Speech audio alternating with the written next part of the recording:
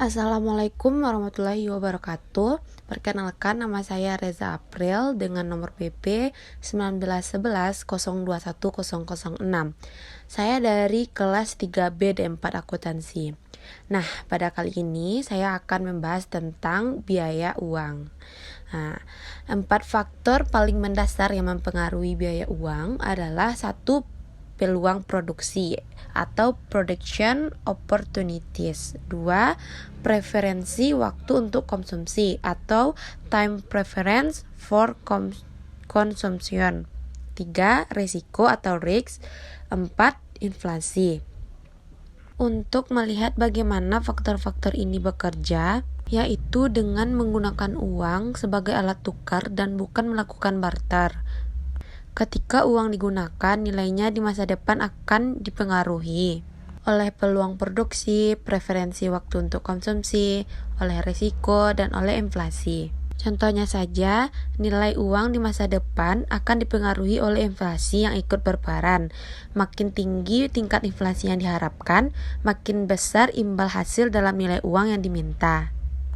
Kita melihat bahwa tingkat bunga yang dibayarkan kepada penabung bergantung pada: 1. Tingkat imbal hasil yang diharapkan akan diterima oleh produsen atas modal yang diinvestasi. 2. Preferensi waktu penabung untuk konsumsi saat ini dibandingkan masa depan. 3. Tingkat risiko pinjaman. Dan keempat, tingkat inflasi yang diharapkan di masa depan. Nah, imbal hasil yang diharapkan produsen atas investasi bisnis akan menentukan batas atas untuk jumlah yang dapat dibayarkan atas tabungan. Sedangkan preferensi waktu untuk konsumsi dari konsumen menentukan besarnya konsumsi yang bersedia ditangguhkan dan besarnya yang akan ditabung pada berbagai tingkat bunga. Risiko dan inflasi yang lebih tinggi juga menyebabkan tingkat bunga yang lebih tinggi. Nah, selanjutnya kita akan membahas tentang tingkat bunga. Peminjam memberikan penawaran atas pasokan modal utang yang tersedia dengan menggunakan tingkat bunga perusahaan dengan peluang investasi yang paling menguntungkan, yang akan tersedia dan mampu membayar nilai tertinggi untuk modal.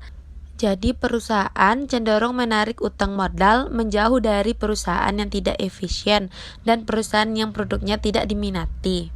Pada saat yang sama, kebijakan pemerintah juga dapat mempengaruhi alokasi modal dan tingkat bunga. Misalnya, pemerintah memiliki badan yang membantu individu atau kelompok untuk ditunjuk memperoleh kredit yang persyaratan yang menguntungkan. Beberapa di antaranya yang berhak mendapat bantuan semacam ini adalah usaha kecil, minoritas tertentu, dan perusahaan yang ingin membangun pabrik di daerah dengan tingkat pengangguran tinggi. Namun mayoritas kota besar dialokasikan melalui sistem harga di mana tingkat bunga adalah harganya. Selanjutnya, faktor penentu tingkat bunga pasar. Pada umumnya, tingkat bunga nominal pada suatu efek utang atau R terdiri atas tingkat bunga real bebas risiko ditambah beberapa premi yang mencerminkan inflasi, risiko efek, likuiditas atau daya jualnya, dan tahun-tahun jatuh tempo.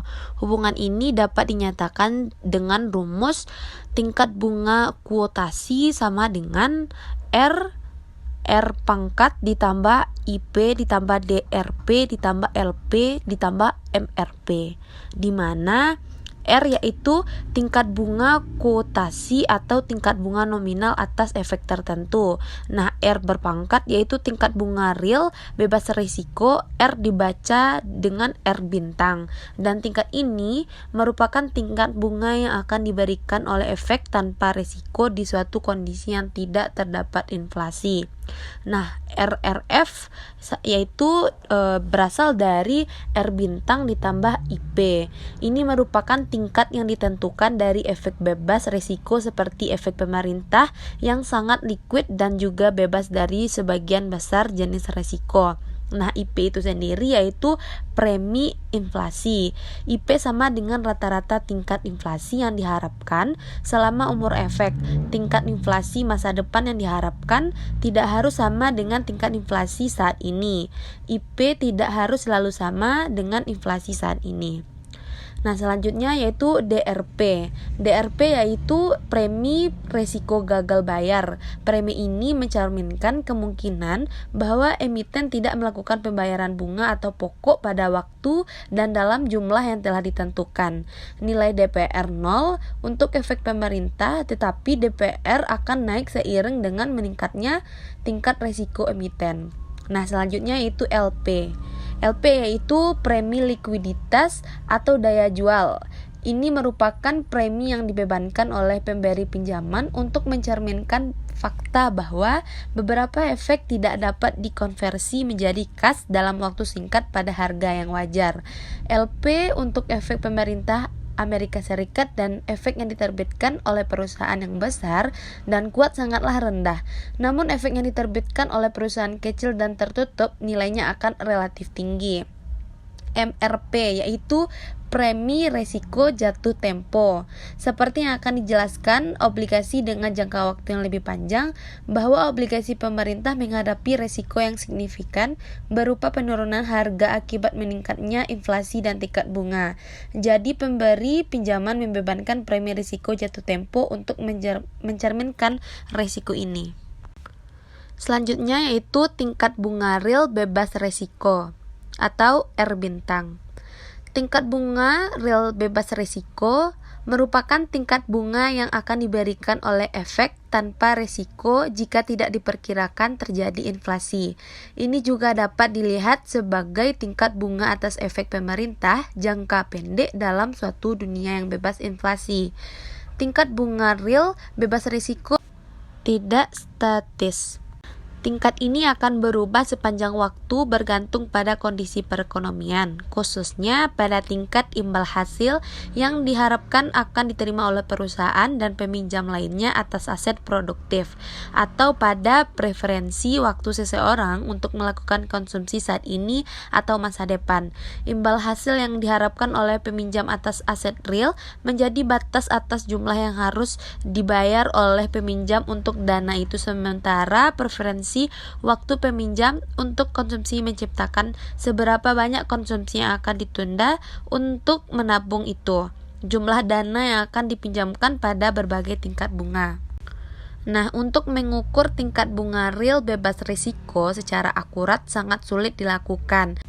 Kebanyakan ahli berpendapat bahwa R bintang selama beberapa tahun terakhir berfluktuasi pada rentang antara 1% hingga 3% saja. Estimasi R bintang yang terbaik adalah tingkat imbal hasil atas obligasi pemerintah terindeks.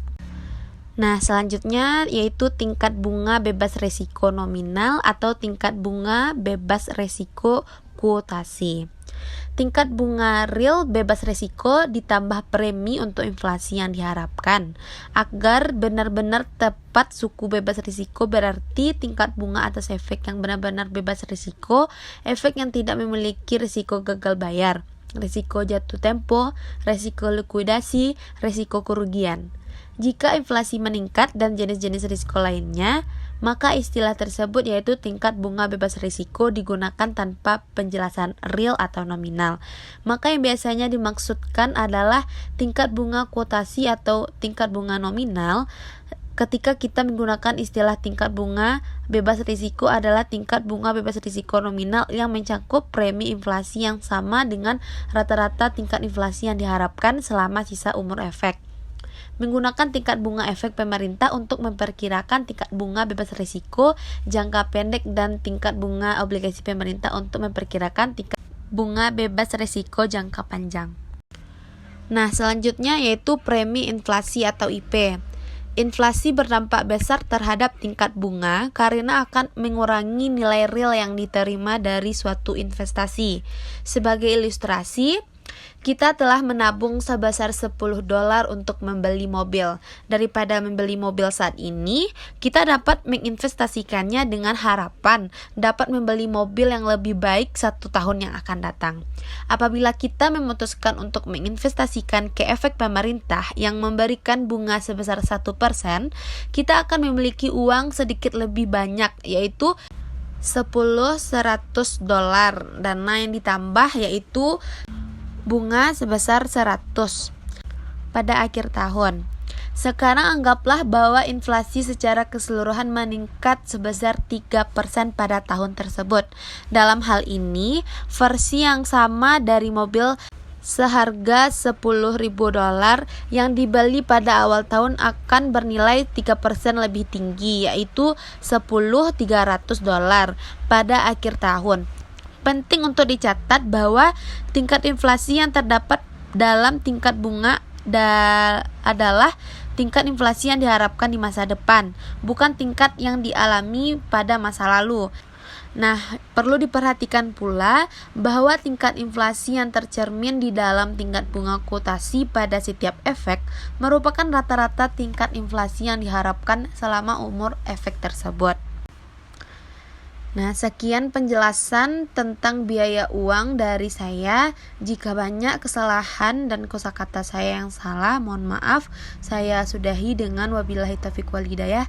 Wassalamualaikum warahmatullahi wabarakatuh.